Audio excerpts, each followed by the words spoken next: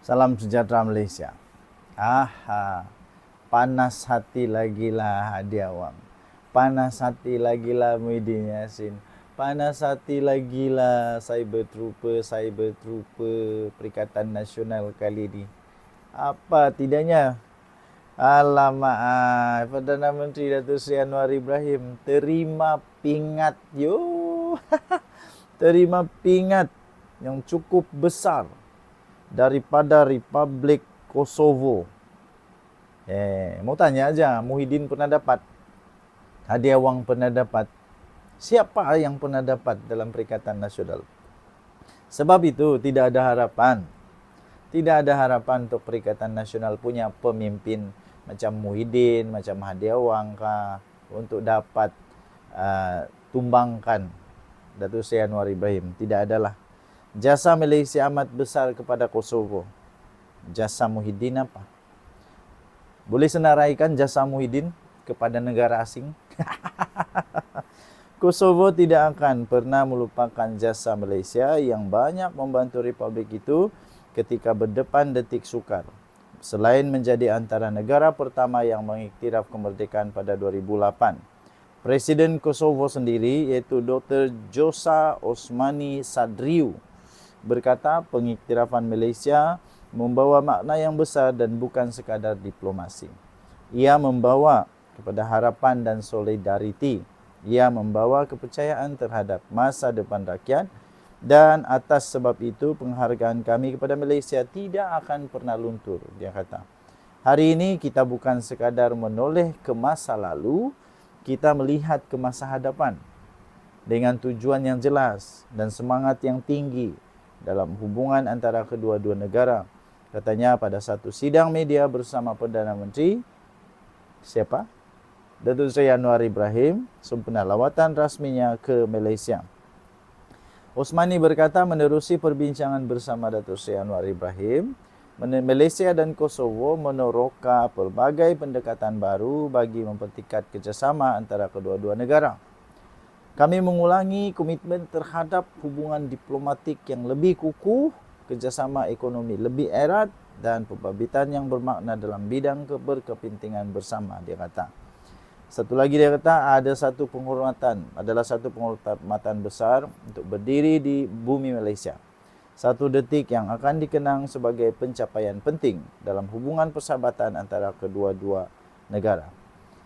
Dari segi ekonomi, Kosovo dan Malaysia bersetuju mengenai kepentingan memperluaskan perdagangan dan menggalakkan lebih banyak pelaburan dalam sektor utama. Terdapat banyak potensi dari pertanian ke teknologi, kepada tenaga hingga ke industri halal. Oleh itu, kita harus mendekatkan hubungan perniagaan, mencipta lebih banyak peluang pekerjaan dan membuka ruang untuk peluang baru, katanya. Okey. Datuk Seri Anwar Ibrahim menerima anugerah tertinggi Order of Independence daripada Kosovo. Siapa yang dapat? Datuk Seri Anwar Ibrahim tahu. Datuk Seri Anwar Ibrahim menerima anugerah tertinggi Order of Independence daripada Kosovo. Ini adalah anugerah tertinggi, Cik. Perdana Menteri Datuk Seri Anwar Ibrahim hari ini menerima penghormatan tertinggi daripada Republik Kosovo, iaitu Order of Independence. Satu lagi pengiktirafan antarabangsa yang diberikan kepada Malaysia. Anugerah yang berprestij itu adalah penghormatan awam tertinggi. Penghormatan awam tertinggi dikurniakan oleh Kosovo kepada individu yang memainkan peranan penting dalam menyokong kemerdekaan negara berkenaan. Anugerah itu disampaikan Presiden Kosovo sendiri, Dr. Djosa Osmani Sadriu, kepada Perdana Menteri dalam satu majlis ringkas di bangunan Perdana Putrajaya. Okey, tahniah diucapkan kepada Datuk Seri Anwar Ibrahim. Habislah, panas lagi lah Saitro. Berdesing lagi lah telinga Saitro mendengar berita ini, kesian. Tapi tidak apalah. Yang penting kita bersyukur kerana kita ada Perdana Menteri yang cukup hebat. Hebat, okey? Tinggalkan komen anda. Apa perasaan anda? Kita jumpa lagi. Bye-bye. Selamat pagi tuan-tuan dan puan-puan yang dihormati sekalian. Wow, betulkah seorang MP bakal letak jawatan? Ini panas nih. Seorang MP sedia untuk lepaskan jawatan. Wow, kalau sudah letak jawatan, silap-silap ada pilihan raya lagi. MP Labuan, ini daripada MP Labuan. MP Labuan. MP Labuan sedia untuk melepaskan jawatan. MP Labuan sedia untuk melepas jawatan jika kalah di Mahkamah Persekutuan. Ahli Parlimen Labuan iaitu Datuk Dr. Suhaili Abdul Rahman hanya akan melepaskan jawatan sebagai wakil rakyat sekiranya dia kalah di Mahkamah Persekutuan dan menegaskan kerusi yang disandangnya masih kekal sebagai status quo. Sehubungan itu, beliau mengesahkan telah memfailkan rayuan terhadap keputusan Mahkamah Tinggi Shah Alam pada 15 April lepas yang membatalkan red saman dan penyata tuntutannya terhadap Parti Pribumi Bersatu Malaysia Bersatu. Menurutnya, masih ada dua lapisan mahkamah, iaitu Mahkamah Rayuan dan Mahkamah Persekutuan untuk mempertahankan haknya. Jadi dia kata, jika saya kalah di Mahkamah Persekutuan, maka saya akan letak jawatan sebagai ahli parlimen. Katanya memetik laporan Free Malaysia Today pada Selasa yang lalu. Sebelum ini, Ketua WIP Bersatu, Datuk Seri Dr. Ronald Kiande menggesa supaya kerusi Parlimen Labuan diisytihar kosong dalam pilihan raya kecil PRK wajib dan pilihan raya kecil PRK wajib diadakan segera. Beliau berkata surat itu telah dihantar kepada Speaker Dewan Rakyat Tan Sri Johari Abdul untuk menuntut supaya pengisytiharan kekosongan kerusi parlimen tersebut.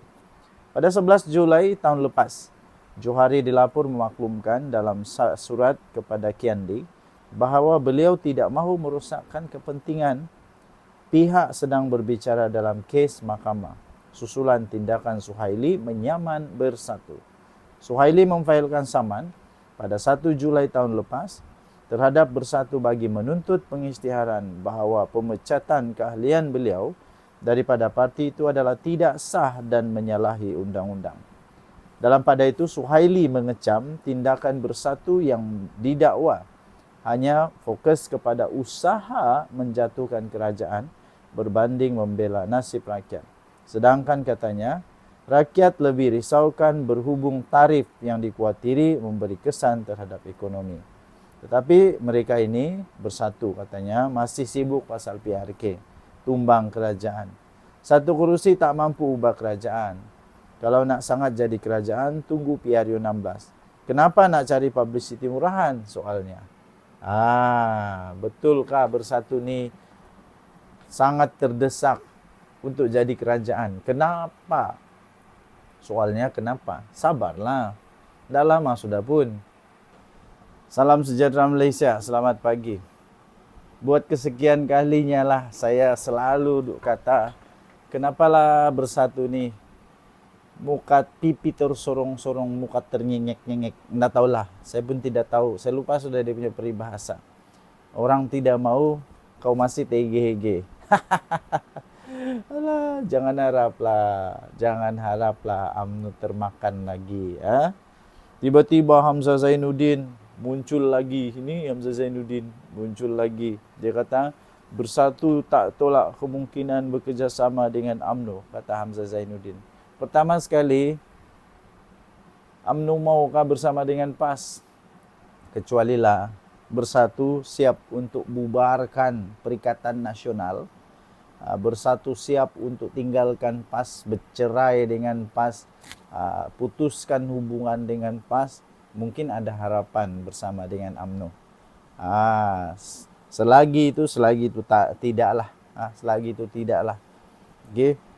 Bersatu terbuka untuk bekerja sama dengan UMNO, kata timbalan presidennya Datuk Seri Hamzah Zainuddin. Nanti kita tengoklah. Kita tengok pula apa selepas ini komen daripada PAS. Tapi PAS pun macam mau juga kan dengan UMNO, macam mau juga dengan UMNO. Inilah bila mau berkuasa sangat, sanggup buat apa aja tuh. Katanya Bersatu dan UMNO berkongsi asas ideologi yang sama. Mana samanya? Saya heran lah, betulkah? Betulkah Bersatu dan UMNO ini ada asas ideologi yang sama? Di mana samanya? Saya nampak tidak ada yang sama pun. Parti terbabit bersedia untuk menjalinkan kerjasama bagi mencapai misi yang sama. Dia kata, jika dilihat dari sudut agenda, UMNO ditubuhkan untuk memperjuangkan agama, bangsa, dan negara. Yang ini betul. UMNO memang ditubuhkan pada awal penubuhan dia, memang memperjuangkan agama, bangsa, dan negara. Tapi Bersatu macam mana?